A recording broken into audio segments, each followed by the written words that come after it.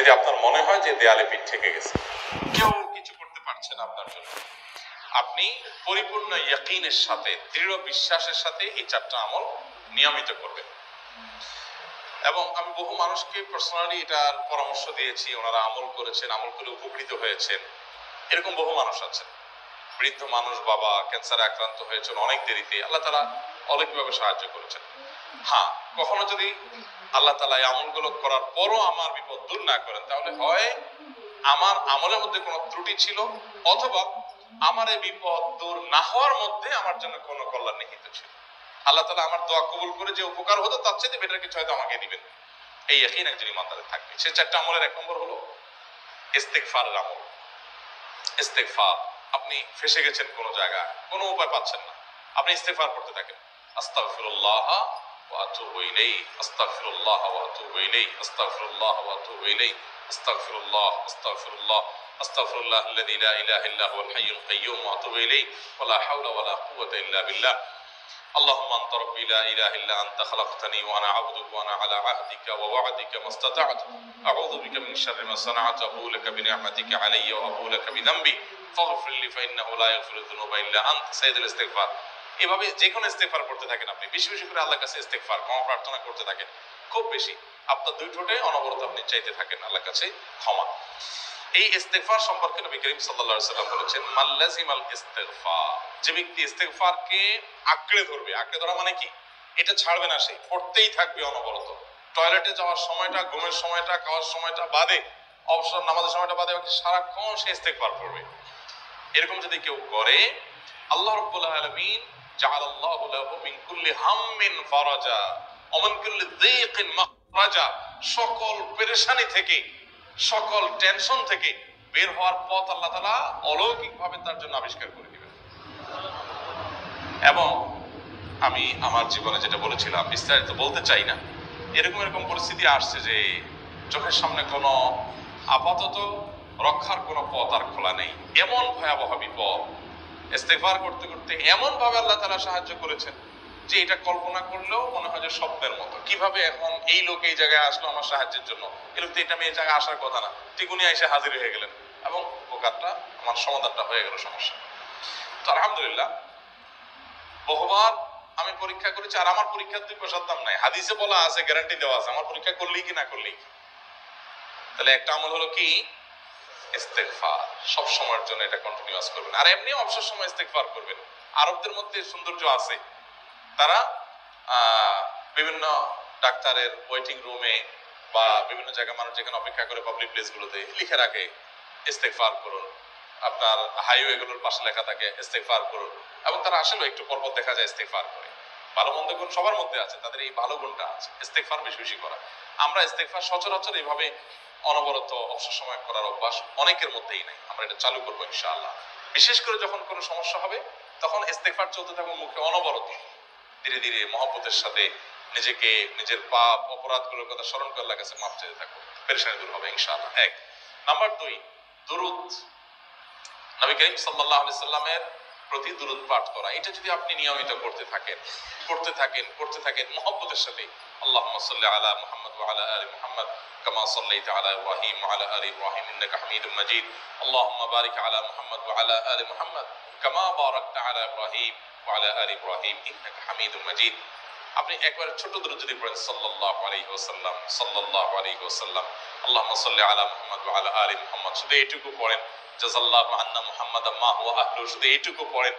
আপনি এভাবে যেই কোনো দুরূদ নবী করিম সাল্লাল্লাহু আলাইহি ওয়াসাল্লাম যদি পড়েন এবং পড়তে থাকেন অনবরত, ইস্তেগফারের পাশাপাশি দুরূদটা, দুরূদের ক্ষেত্রে নবী করিম সাল্লাল্লাহু আলাইহি ওয়াসাল্লাম বলেছেন যে এইটা তোমার জন্য যথেষ্ট হয়ে যাবে। তুমি যদি আল্লাহর কাছে আর কোনো দোয়া করতে না পারো, শুধু দুরূদটা পড়ো, তোমার সব পেয়ে যাবে, যে কোনো পেরেশানি। তিনি আরো বলেছেন, যদি কেউ দুরূদের আমল করে নিয়মিত, আল্লাহ রাব্বুল আলামিন তার সকল পেরেশানির জন্য যথেষ্ট করে দিবেন, এই আমলটাকে সবগুলো দূর করার জন্য যথেষ্ট হয়ে যাবে।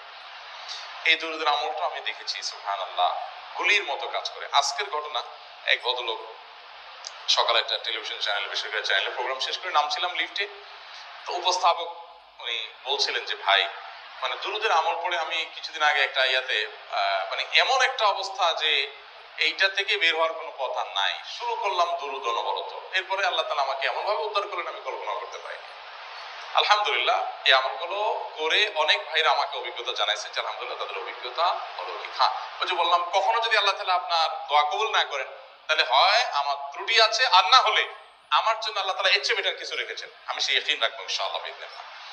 আর এই দোয়াতে সমাধান হবেই হবে, সে বিশ্বাস থাকতে হবে।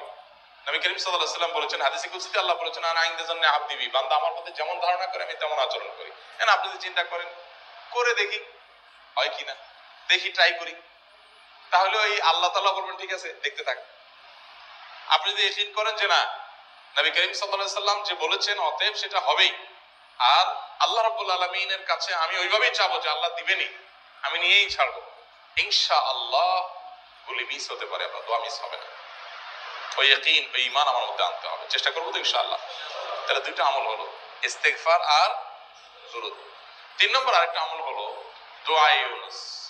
দোয়া ইউনুস, লা ইলাহা ইল্লা আনত সুবহানাক ইন্নী কুনতু মিনাজ জালিমিন। বেশি বেশি পড়তে থাকবেন, যখন বিপদে পড়বেন ইস্তেগফার আর দুরূদ পড়বেন সবচেয়ে বেশি, আর মাঝে মধ্যে দোয়া ইউনুস, লা ইলাহা ইল্লা আনত সুবহানাকা ইন্নী কুনতু মিনাজ জালিমিন।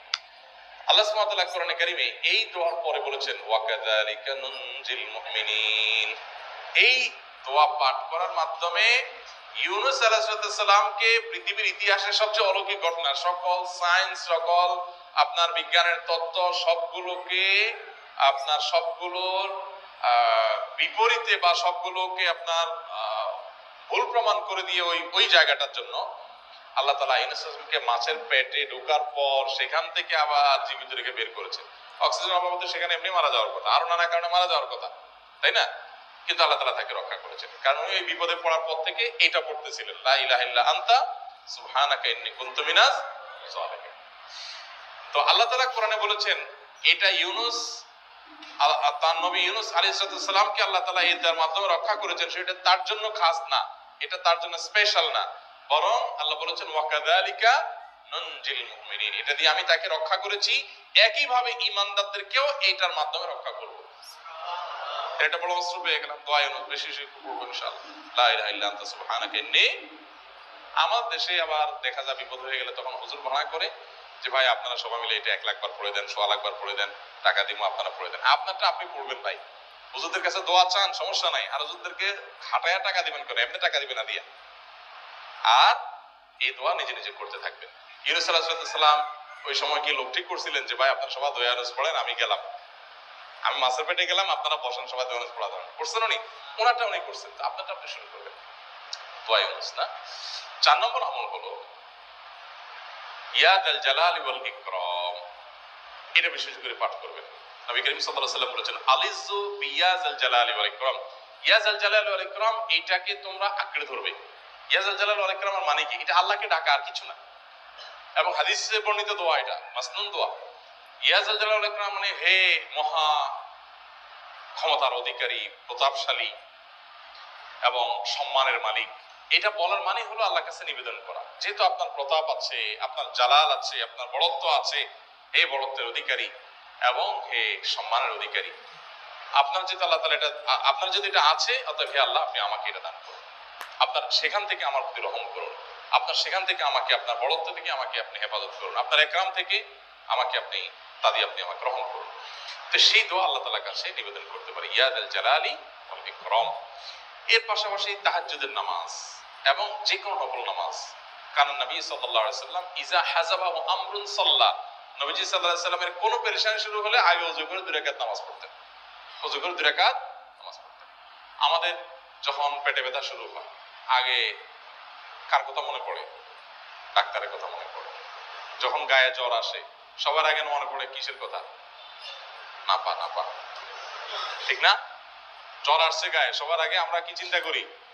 নাপা। নাপা আপনি চিন্তা করেন, খান নিষেধ না তো, ওষুধ গ্রহণ করা সুন্নত, নবী সাল্লাল্লাহু আলাইহি ওয়াসাল্লাম নির্দেশ করেছেন ওষুধ সেবন করতে, আপনি করেন, ভালো কথা। কিন্তু ইমানদার সবকিছুর আগে ব্যথা আসছে, তাহলে ব্যথার জন্য একটা ওষুধ দোয়া শিখেছেন, দোয়াটা আগে করবে, পাশাপাশি ওইটা করবে, এলো ইমানদারের কাজ। আমরা আজকাল ইমান থেকে অনেক দূরে সরে গেছি, আল্লাহ আমাদের সেই ইয়াকিন দান করুন।